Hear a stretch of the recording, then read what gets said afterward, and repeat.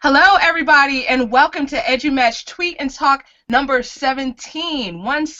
So please follow along with us. If you're seeing us right now, that means that you're probably already on our Google Plus page, bit.ly/tweettalk17. But also feel free to back channel on a Twitter hashtag EduMatch. So if you're interested in being the EduMatch person of the day, please check us out at edumatch.education. You just fill out the little Google form, we get some info about you, and we tweet it out to our network of 9,000.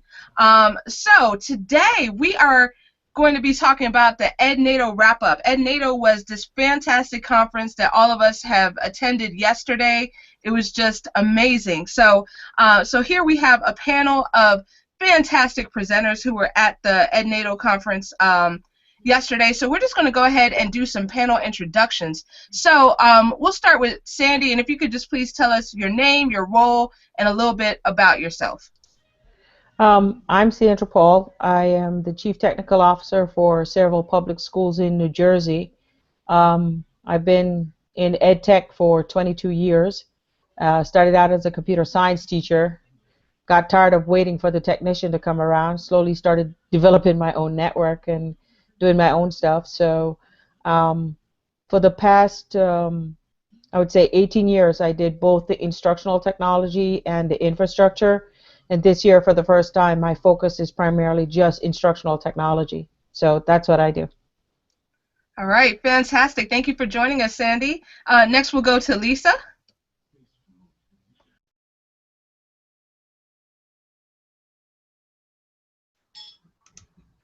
Hi, my name is Lisa Mims, and I'm a fourth grade teacher in Colonial School District. I'm passionate about using ed tech in my classroom. I'm also a blogger, and my blog is Diary of a Public School Teacher, so check it out when you get a chance. All right, fantastic. Thank you so much for joining us, Lisa. All right, and Adam. Hi everybody. My name is Adam Schoenbart. I'm a high school English teacher in Ossining High School in New York, in Westchester County.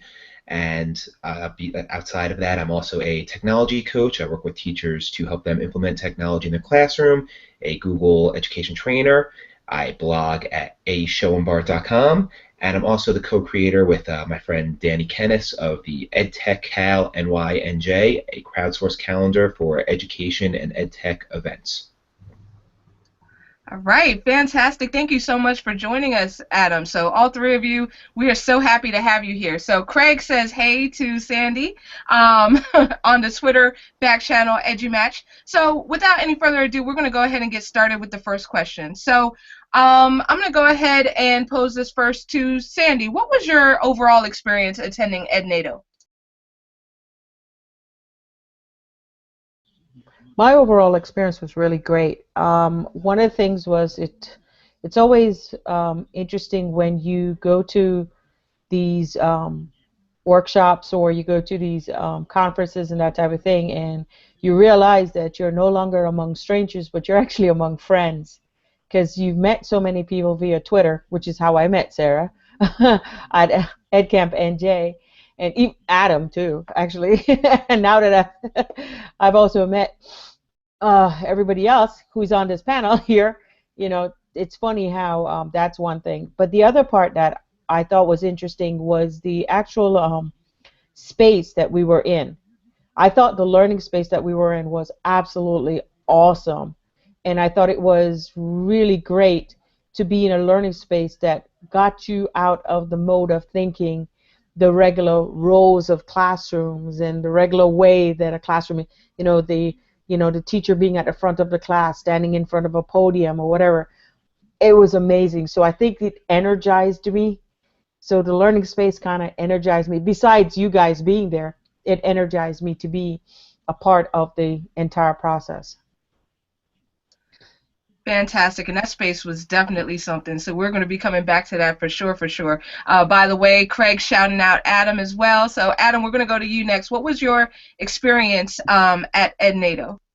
All right, so my experience was an interesting one because I had attended the first Ednado in Middletown last year in April, and I had a blast. It was one of the most fun, relaxing, comfortable conferences where I got to meet friends, see my friends, and I just learned so much.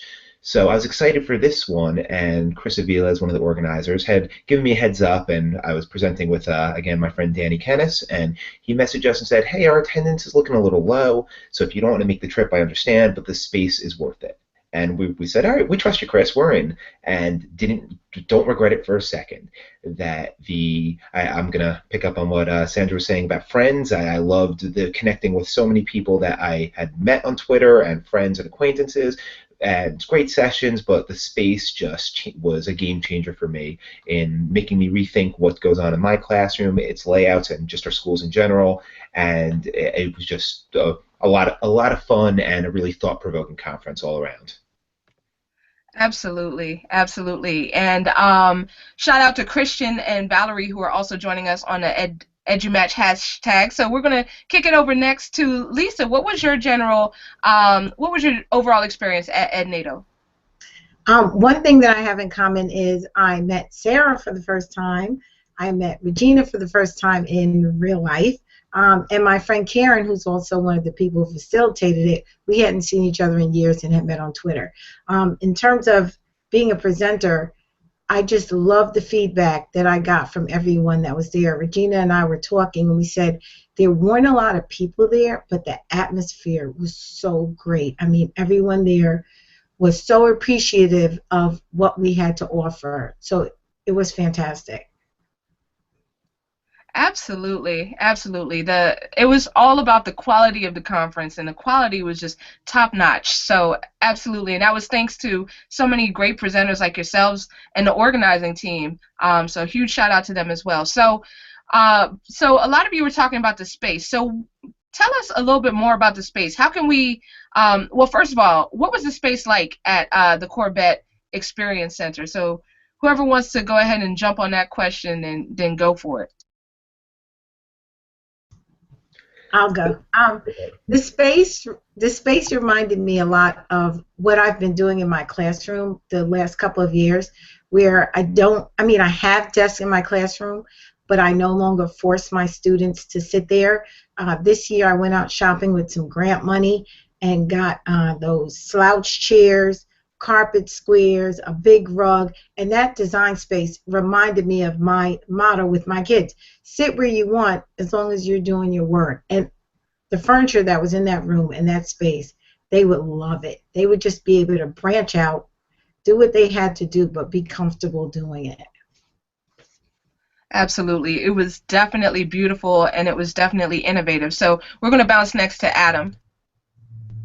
All right, first of all, Lisa, let me just say that sounds very, very cool. I would love to do more like that. My classroom right now is your traditional desks, the desktop built into the chair, all one unit. They're big, they're clunky, I hate them, but we make do with them. And I'm a teacher too, who my kids, I say, go work where you want to work. You want to sit on the floor, the counters, I don't care. And the Corbett Center, they sell furniture for classrooms, but it's also innovative and interesting and effective. And I loved how every room and every session had a different setup, from the traditional quote-unquote classroom to the rolling, moving desks to a circular table where all the pieces came apart to separate desks, couches, and just everything was comfortable and made me think about what I would want and how I would use space differently and what I could maybe do in my classroom. It was so cool to see all those pieces and ideas for education that you don't normally see in classrooms. Absolutely, absolutely. So Sandy, what were your thoughts on the space? I thought the space was really great. One of the things that happened, especially because I also did infrastructure for all these years, I also used to buy all the computer furniture. So, all the furniture that was bought for the classrooms, the teacher's desk, all that type of thing.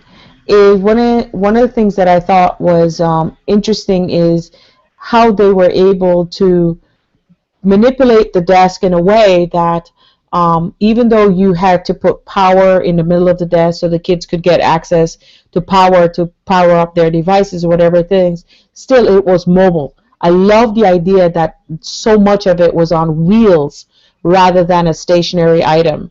I thought that was a fantastic idea. And one of the things that I also thought was the whole the whole aspects of the colors, because that's one of the things that I think that's really important in a classroom. We have a tendency of constantly using certain color desks and certain things, and unfortunately, I love the color orange. So because of that, seeing the oranges and the pinks and the bright yellows and everything else, it's almost like high school desks, but using a kindergarten concept of what happens in a kindergarten with color, teaching colors and that type of thing. So it was really neat. I really enjoyed it. Absolutely, and all of that definitely comes into play when we talk about ways to best meet the needs of our students. So Craig just dropped classroomcribs.com on the EduMatch hashtag as a resource to definitely check out. So I'm going to bounce next to Lisa, who wants to talk a little bit about a project that she's doing. Getting that kind of furniture for my students is something I'm interested in doing this year. So I put out a grant on Donors Choose because they're a go-to for me. I don't have that much money. My school doesn't have that much money. So I put out a grant to get 3 wiggle chairs where the kids could sit on these chairs and just bounce around. Those of my students that are really fidgety. But that's just part of the classroom design I'm trying to change. I had a grant. I bought a standing desk, which was really expensive. But with the grant money, I was able to do that. So that's something to think about. If your school doesn't really have any money, Donors Choose is an option, and there's tons of grants out there right now. Absolutely. The money is there. We have to just go get it for our students. So absolutely. So huge shout out to Robin and Susie who have just joined us on the EduMatch hashtag. So now I'm going to turn it over to Adam for thoughts. So once again, I'll go back to Lisa, very cool, and I left there texting one of my friends at work all day saying we need to find this furniture, we need to write a grant, do a Donors Choose, do something, because I just think of the possibilities of what could change in classrooms with the change of that kind of space. One of the specific things that I really love that I think is easy on a budget, that most of the walls and a lot of the surfaces at the Corbett Center were made of whiteboard or painted with whiteboard paint so that they wrote everywhere. So that what was cool for us is they put so much time and care into preparing for us coming for an education conference. There were all kinds of education statistics all over, and we were able to just like sign our names, write our Twitter handles, promote our sessions, and it was just added a lot of fun and innovation to it that every surface all of a sudden becomes a surface where we could write and share and create, and that's such an easy thing to do. So that's one of my plans for my classroom, hopefully this year. Absolutely. That whiteboard space was definitely something. So Lisa wanted to add to that, so go ahead, Lisa. And it's funny that he said that because this year I bought dry erase paint, and my principal allowed me to paint our kidney table, and it is the coolest thing that I've ever done in my classroom, and the kids love it. We write on it for vocabulary, solving math problems. I mean, something as simple as a can of dry erase paint from Home Depot just changed my classroom. Absolutely. So that's a great point about how these things don't have to cost necessarily a lot of money. We can just be creative, think outside the box, and figure out ways to do this. So Sandy. Yeah. Hold on a second. One of the things talking about the paint, because it's funny you brought that up, Lisa, because that's exactly what happened to us. We had an innovative principal that painted, I would almost say, any surface that he could think of in his building, so that the kids could write anywhere, right? I mean, there's an entire hallway of paint. And so the kids, rather than you put up the artwork or the schoolwork of the kids wrote directly on the actual wall in the hallway. So as you walk down, you see their actual work. I mean, you see problems being worked out, stuff like that, math problems. It's not a piece of paper stuck to the wall. So that was a great thing. But as you were saying about the table, that was one of the things he did. And I said to him, I was like, why would you paint the kidney table? And he was like, wait and see. And sure enough, like the following year when the kids came in September, it's like they couldn't get, everybody loves that one table, by the way. So, but you're right. The only thing I can tell you this, on an infrastructure side, the Home Depot paint unfortunately, sometimes strips. What I did was I bought paint from a company called IDEA, IDEA. It's more expensive than Home Depot, just to let everybody know. But that one does not strip. It's actually made to hold on to a surface. So what we did was we painted the blackboards and made them whiteboards. And we painted a concrete wall because we changed from using a smart board to an interactive LCD projector. It's called a Brightlink from Epson. So using the smartboard notebook software with that projector, the kids are using a concrete wall in their classroom as an interactive device. So that worked out really great for us. Absolutely, absolutely. Just the ideas are just amazing, like what we can do when we purposely redesign our space. So that is fantastic. Just wanted to go to our Q&A really quickly. So Cynthia had a comment. She said you have a really nice space you were working in. Saw on Twitter and Instagram. Sweet. So thank you, Cynthia, for the comment. That is fantastic. Also, shout out to Regina and to Stefan, who joined us on the EduMatch hashtag. All right, so just wanted to shift gears for a second. All four of us yesterday presented. So wanted to ask you all about what was the experience to present in Ednado, and do you have any tips or tricks for presenters in general? So whoever would like to go first on that topic, just go ahead, unmute yourself, and go for what you know. All right, so I had a great time presenting at Ednado, and Danny Kennis and I presented a session called Life After Tech, a discussion of the SAMR model, EdTech, and what's next. And we were inspired by a recent conference, the NJPA ESET 2 conference, where so many of the sessions that we thought were really great were discussion-based and facilitated rather than the sage on the stage model, and we kind of wanted to bring that to Ednado. And we led a discussion about how, when, and why technology is being used in the classroom and kind of our philosophies about that. And it was a very small group, but what was so cool is everyone in the group wanted to just talk the whole time, which is exactly what we were hoping for, that in the 45 minutes, I barely spoke, which isn't your usual conference presentation, but was exactly what we're looking for. And so I had a lot of fun with it. In terms of advice, I think have fun. I find presenting to be fun, and I think a lot of people, especially newer presenters, you're a little nervous, but I think just enjoy it, and I think we all have something worth sharing and communicating to others. Absolutely. I love that philosophy that we all have something to share and to bring to the table. So that's definitely something that that everyone needs to know. So thank you so much for bringing that up.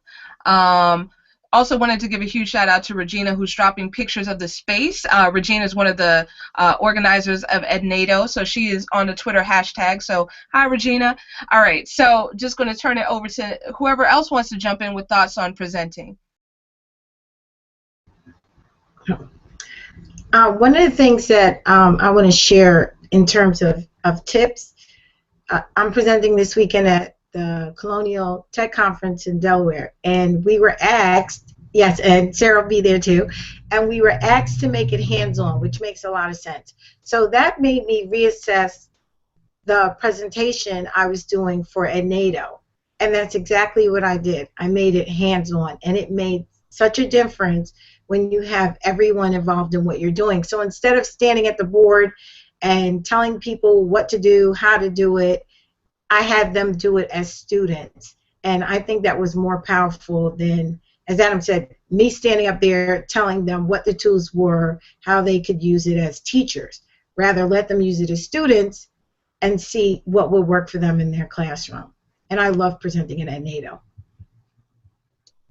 Absolutely. It was very hands-on and very interactive, so that was definitely a great way to keep the participants engaged. All right, Sandy, what about you? For me, one of the great things, I was so inspired by the space and also by the people that were the attendees and everything else. I presented on about the global classroom, and it's funny because one of the things that I was really attracted to was that interactive device that I saw. I had tweeted out that we had some fourth grader and a fifth grader trying to show us as the adults exactly how to use it, and they were standing on top of the cube type chairs, and it was interesting because what happens is that those things weren't standing in front of the device. The kids went and got them, put them in front of the device so they could stand up on top of it in order to be able to reach to do what they wanted to do on it. And I thought it was really cool because to be in a space that actually I hate to say it sounds like the blood start flowing through your head and the ideas just come and everything else. I think really worked, and it was also part of the attendees being there because I mean it was interesting because when I presented about being in a global classroom and everything else, many people responded. They knew what I was talking about. They understand where I was going with it. So I think it was a great experience to present at Ednado. And then the other thing I think was that the type of people that attended, the attendees, I think, were also extremely inspiring also for me. Yes, absolutely. It was just such a great feel. I really loved it, and I love the fact that everyone was just so positive. It was just a wonderful, wonderful, wonderful experience. So I felt very, very honored to be there as well as a presenter and as an attendee. So speaking of attending, so let's take off our presenter hat for a second. Which sessions did you all attend, and what were your major takeaways from those sessions?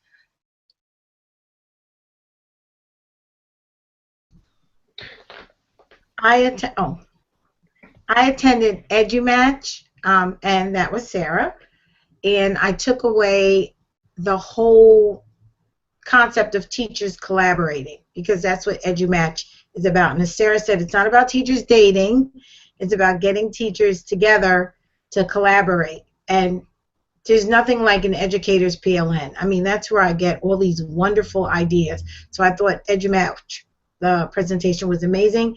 And I went to Chris Avile's about Google. I forgot exactly the name of it. I think it was Amazing Gaff. But I learned so many things about Google that I did not know, which is perfect for me because we use Chromebooks in my classroom. So both presentations. Oh, and one more, Wendy Morales, she did Genius Hour, which I've tried to do, but at least she gave me a better guide of how I can use it in my classroom. Absolutely, absolutely. Those were some great sessions. Like my mind was like, because we went to many of the similar sessions. Great. So I'm just going to hit the Q&A really quickly. We had 2 comments roll in. One from Cynthia saying involvement is the key. Regina, you are awesome. And another comment coming in from Valerie saying that active learning is so necessary and teachers need to be trained in this area during PD sessions. So kind of piggybacking on what all of you were saying in here. So that is fantastic. So now I'm going to go to Adam. Adam, what were your thoughts? So outside of my presentation, I attended Steve Isaacs, who presented on passion-based learning and shared his story and what he does in his classroom and game-based design, and that was very cool. I saw bits and pieces of other presentations. I saw Chris's, which is always engaging, the amazing GAF one. But for me, what was so great is that Ednado has such a relaxed atmosphere that you can come and go as you please, that it's not your traditional PD where you're in a session and you need to stay there the whole time. But my favorite part was bouncing around. I must have seen 10 minutes of a dozen different sessions, which may not be the best way to do it, but it works great for me because I got to connect with so many of my friends, and then I would hear a great line, then leave and turn to my friends about what I had just heard and brainstorm and kind of use that space to go process and think about what I would do differently in my teaching. So I feel like the whole package for me was what really made it so valuable. Right, absolutely. Definitely agree with that. And just a comment from the Twitter coming in from Robin, who was there in attendance yesterday. She's shouting out MK Agnew with the session about flipping co-taught classes. And she said that they give great examples for how learning supports students. So going next to Sandy, what were your big takeaways from Ednado? Well, the session that Chris did in the very beginning about how he wanted to change the furniture in his classroom and how the kids did it, and it was really a project regarding the passion of the kids, and I thought that was a great concept, because to get them involved in the entire learning process and how important it was for them to change their learning space, I thought was really a great idea. I then went to I also went to the Genius Hour one, and actually the reason, I had a motive behind it. It was because I'm hoping to bring the Genius Hour to my school district also. So because of that reason, it gave me tips, of what to do and where you could possibly go. But like I said, one of the big things was how Chris Avila's incorporated it, how his students were the ones that actually did the entire project to get the furniture in their classroom. And I think that's what teachers need to understand, is that the students in your classroom do have a mind of their own, and they themselves are innovative enough and have the ability to go beyond us as adults. I always think, people will disagree with me, but I think that the older I get, the less brain cells I have, therefore, how innovative can I really be? When I look at children, I look at my 5-year-old grandson, or, look at the kids at school, the 4th and 5th graders, or look at the high school kids. I always look and say, their brains are just developing. So their concepts of what they think is way overboard. Why not, tap into that and just give them the time to be able to do that? And I thought the whole project with Chris Aviles, I thought, was absolutely wonderful. So between that and the Genius Hour, as you can see, I'm more focused on getting kids involved into projects, as we adults just need to step out of the way. Definitely love that. Love that. Yes, it is all about student choice and student voice. So definitely wanted to thank everyone who is on panel for joining us tonight with all of your great insights about the Ednado conference yesterday. Thank you so much to the organizers who made Ednado happen. And thank you to everyone on the Twitter hashtag and contributing via Q&A. Thank you to everyone watching us right now. So just wanted to let y'all know that the Twitter chat will be storified, and this Google Hangout on air will be available as an iTunes podcast in the upcoming weeks. Now come back next week. We're going to have a topic featuring Dorian, who is going to be moderating when was the moment that you fell in love with education. So we hope to see you back at bit.ly/tweettalk1818. Anyone can be a panelist. Just leave a comment on that Google Hangout page. Once again, bit.ly/tweettalk1818. Also, if you have a big educational idea, please drop it off at bit.ly/bigeduidea, and let's change the world together. Let's make it happen. Just make a 30-second video, and let's get some collaborators going on for you and get this project on the road. Also, you're going to see drop in a couple seconds on the EduMatch hashtag some challenges proposed by Regina for those of us who are already connected educators but who want to kick it up another notch for CE15, Connected Educator Month in October. Also, we have a brand spanking new Facebook page. You can be a member at bit.ly/EduMatch Facebook. And last but not least, if you want to subscribe to our podcast, please do so at bit.ly/EduMatch podcast. So again, thank you all so much for joining us. You all were fantastic. Loved your insights. So catch y'all next week, same bad time, same bad channel at EduMatch. Have a fantastic night.